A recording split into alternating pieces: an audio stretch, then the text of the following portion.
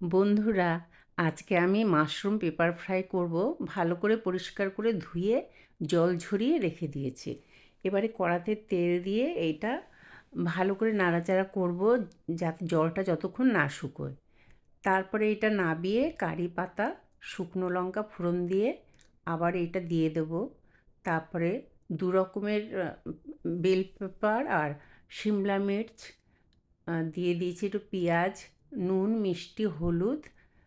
এরপরে মাশরুমটা দিয়ে ভালো করে নাড়াচাড়া করে আমি 10 মিনিট ঢাকা দিয়ে রাখলেই হয়ে যাবে। কিন্তু ঢাকার আগে আমি মশলা দেব। সেটা হয়েছে মৌরি আর ধনে। এটা হালকা ভেজে গুঁড়িয়ে নিয়েছি, আর তার মধ্যে মরিচ আছে। এই যে এটা গোড়ানো হয়ে গেছে, এটা দিয়ে দিচ্ছি। এইটা দেওয়ার পরে ভালো করে নাড়াচাড়া করে তারপরে আমি 10 মিনিট একদম আঁচটা কমিয়ে ঢেকে রেখে দেবো। তারপরে এটা রেডি হয়ে যাবে। রুটি, লুচি, পরোটা দিয়ে খুব ভালো লাগবে খেতে।